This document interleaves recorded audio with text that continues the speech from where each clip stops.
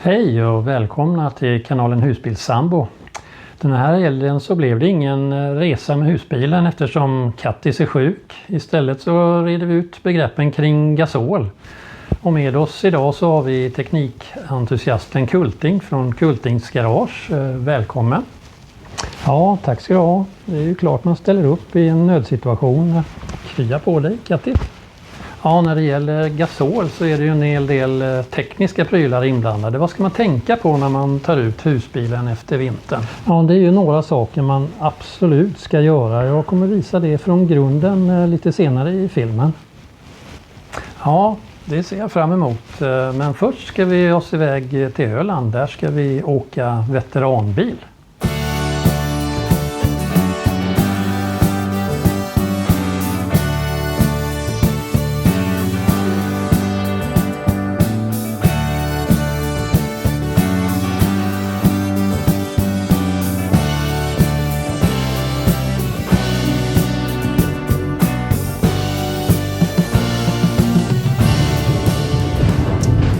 Ja, som ni märker så har vi ju fått tillbaka husbilen nu. Och ja, slutresultatet är ju att vi har fått kamremmen bytt. Så nu klarar vi oss i 4 år till igen. Och den här bärgningen vi råkade ut för, att en cylinder la av, det beror ju på ett fel vid kamremsbytet. Så att det gick ju på verkstans försäkring. Så vi fick, ja, för er som är motorintresserade så fick vi toppen på motorn renoverad. Så nu, man skulle kunna säga att vi har en nyrenoverad motor. Som sagt, det kostade oss ingenting mer än kamremsbytet då. Så nu är vi glada och kan ta oss an den här säsongen med gott mod. Och nästa fundering är ju hur vi ska bära oss åt för att väga upp husbilen från 3000 kilo till 3200 kilo. Vi fick ju ett sånt fint tips från en följare att det skulle gå utmärkt med den här modellen. De hade en precis likadan ju. Att nu har jag varit i kontakt med generalagenten och de lyckades så ordna papperna. Sen måste vi ju göra en registreringsbesiktning också. Men det ska väl inte vara några problem när man har intyg och ny typskylt från generalagenten. Och den är bokad till nu om någon vecka eller 2. Jag har ju fler passioner i livet än att åka husbil. Jag har ju en gammal BMW också som jag tar fram om det är fint väder på somrarna. Den bilen, den är ju verkligen gammal. Den fyller ju 40 år nu i maj och är ju en av BMWs mest klassiska sportkupéer med lång motorhuv och väldigt trångt baksäte. Egentligen raka motsatsen till den här husbilen. Den här är ju tung och motorsvag och BMWn den är lite lättare och har ju minst sagt en rejäl motor. Jätterolig att köra.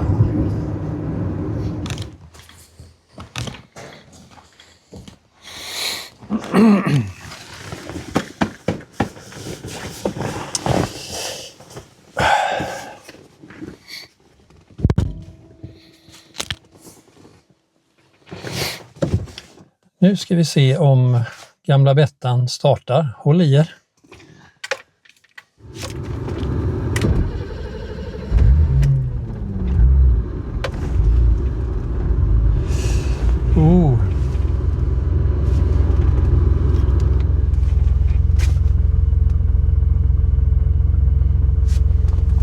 Det låter bra.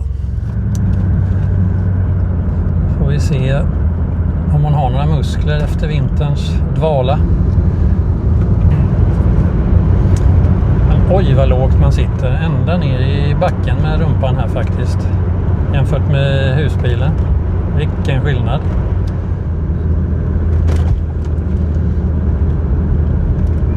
Ja, det är ett styvt chassi på den här. Det blir lite stötigt för ryggen. De här ojämna vägarna.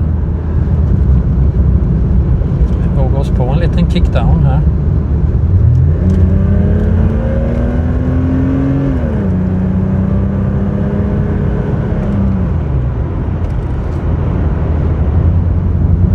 Det är ju så skönt med automatlåda. Det skulle man ha på husbilen. Undrar om dammet har blåst av här. Det brukar ha en förmåga att sitta fast efter vintern. Även om jag har den övertäckt. Den sover ju sin vintersömn i en blå pyjamas. Lyxigt ska det vara.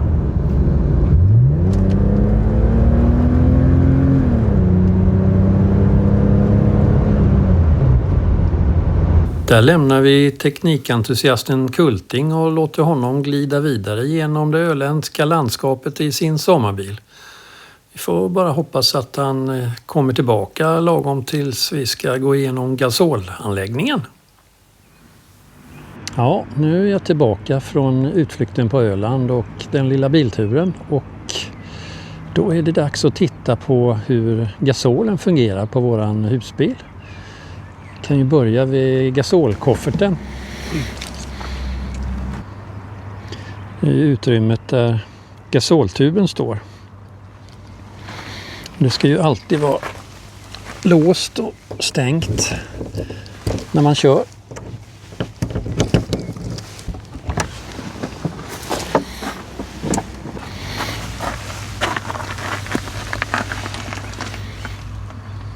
I botten på gasolkofferten så sitter det ju ventilation som går rakt ut här. Du ser min hand på andra sidan. Gasol är ju en tung gas så att den rinner liksom neråt och rinner ut här om det skulle bli ett läckage. Så att det inte fylls med gasol här inne och tränger in i bilen på något vis. Det första man ska tänka på det är ju att man har gjort en gasolkontroll. Och det gör man på sin husvagnsfirma eller på bilprovningen. Och sen får man ju ett klistermärke som man sätter i gasolkofferten någonstans. Vi börjar helt enkelt med att titta på själva gasolflaskan. I vårt fall så har vi en kompositflaska. Den är lite lättare. Tyckte vi var en fördel. Nackdelen är väl om man åker i jättemycket minusgrader i fjällen under långa tider så har den väl svårt att ge ifrån sig gasen. Gasol är ju en vätska från början och ska ju förgasa sig till gas. Någonting som är viktigt med själva gasolflaskan det är ju kontrolldatumet. Det får man ju kika då så att det inte är utgånget. Och i vårat fall så ser man det här uppe. Det är dags för nästa test 2029. Man kan se det på olika sätt på olika typer av flaskor. Innan vi försöker få igång gasolanläggningen så kan det vara smidigt att veta om det finns någon gasol kvar i flaskan. Och eftersom den är en vätska då så kan vi ju i en kompositflaska se om det skvalpar i de här genomskinliga fälten. Då ska jag lysa med en ficklampa bakifrån ska vi se här.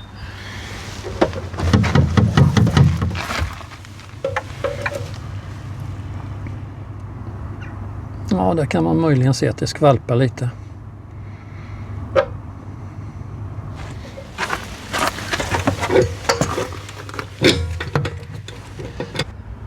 När vi gör de här kontrollerna då ska vi ju inte ha något tryck på gasolen. Gasolflaskan ska ju vara stängd. Och det första vi ska göra det är ju att titta på det här filtret som vi har här.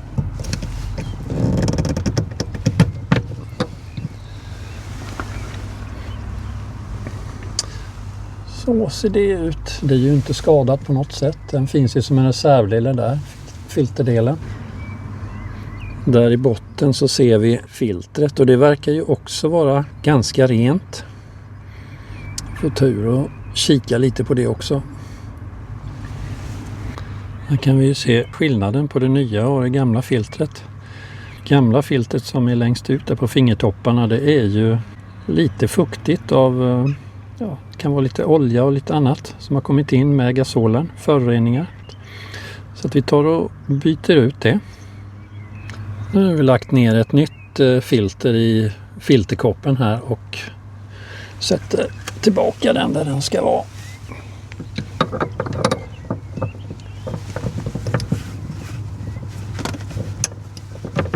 Så sitter den ordentligt där.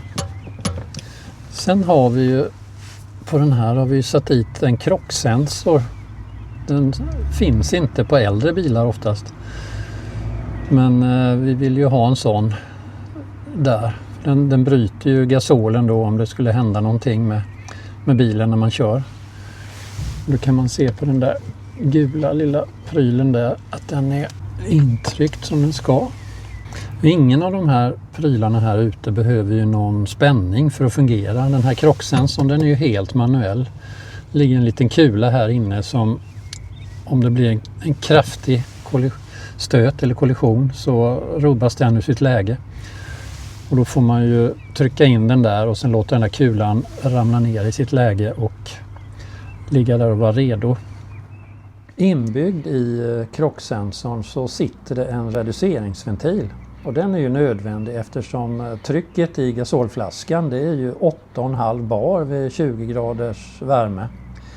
Det är ju nästan dubbelt så mycket som vi har i däcken. Anläggningarna vi har inne i husbilen de vill ju ha 30 millibar. Det är väldigt mycket mindre. Den här ventilen tar ju hand om det. Sen har vi en slangbrottsventil också på själva gasolslangen.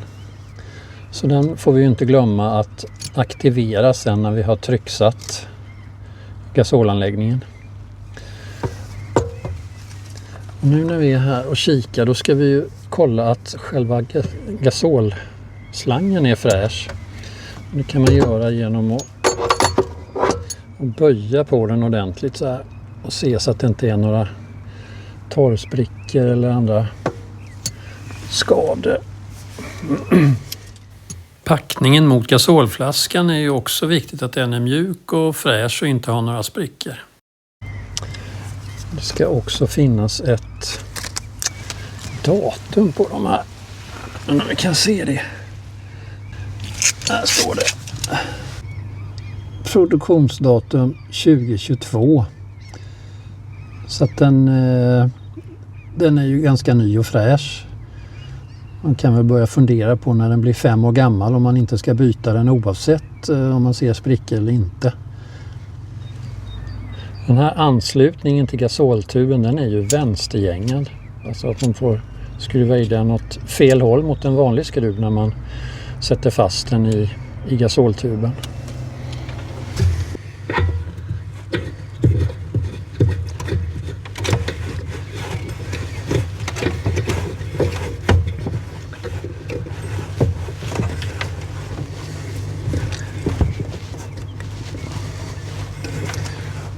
Så vrider man åt den här, ja som vi säger, lagom. Det vill inte vara bombhårt. Men vi vill ju ha det tätt. Och sen öppnar vi då tuben.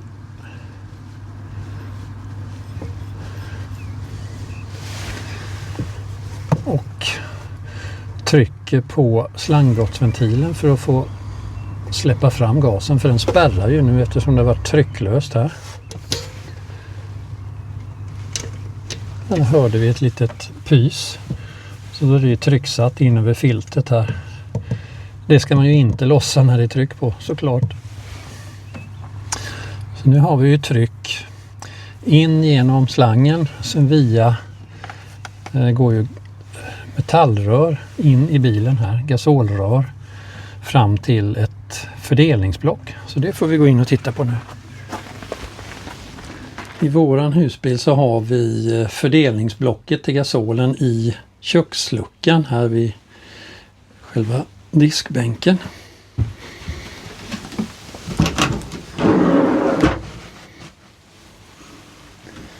Och här sitter ju 3 ventiler. Den längst till vänster den är ju till spisen och den i mitten den är till kylskåpet och den längst till höger är till värme och varmvattenberedaren. Så att vi börjar med att slå på spisen. Och då tänker ni att ja, då är det väl bara att tända då. Men riktigt så enkelt är det inte, för att det finns säkerhetsanordningar på spis och kylskåp och värme. Så att om lågan skulle slockna så strömmar inte gasen ut i bilen. Utan då så slås den av automatiskt. Det sitter en säkerhetsventil i varje anläggning här. Så att vi måste slå på strömmen också.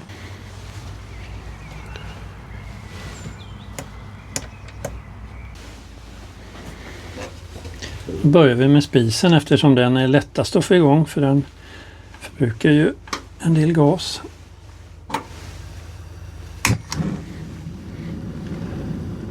Eftersom vi har en hel del luft i systemet nu så får vi ju en felaktig förbränning först med gul låga.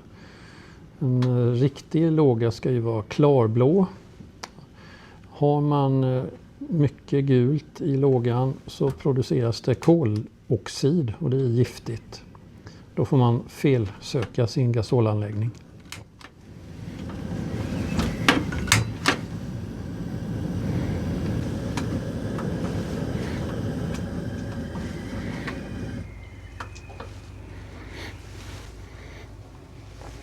Ser det sitter en liten pinne där. Det är en del av säkerhetsanordningen. Den ska ju bli varm och svalnar den för att lågan har slocknat och gasolen fortsätter att strömma ut, så bryter den gasolen så att det inte kommer ut gasol i bilen. Då ska vi testa och köra igång kylskåpet. Då ställer vi det vredet på gas och sen lyssnar vi och ser om vi har något litet pysande, tickande och sen pysande. Här ser vi det nedre ventilationsgallret till kylskåpet och där innanför så är det ju en öppen låga nu, så att det är inte läge att köra iväg och tanka, för då har du ju en öppen låga på bensinmacken och det är ju ingen bra grej. Ska vi lyssna lite och se om vi hör det här fina pysandet av en stabil gasollåga där innanför.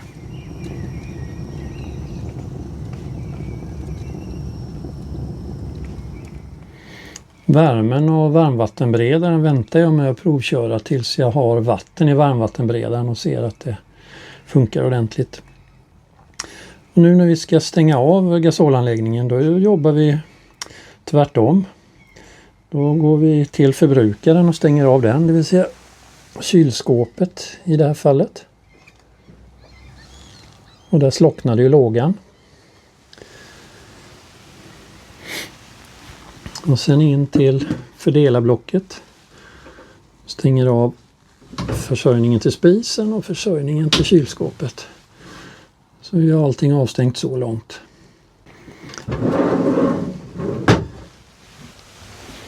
Och sen går vi ut till gasolkofferten.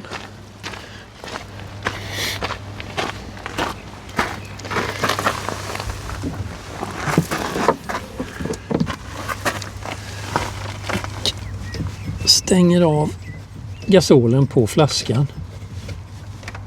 Så. Och så stänger vi gasolluckan och ser till att det är låst. Det var allt jag hade att berätta om gasol. Och är det något mer ni undrar så är det ju bara att lägga en kommentar. Och glöm inte att gilla och prenumerera hemskt gärna om ni vill se fler tips och resor som vi kommer med framöver. Då tackar jag för mig. Hej hej!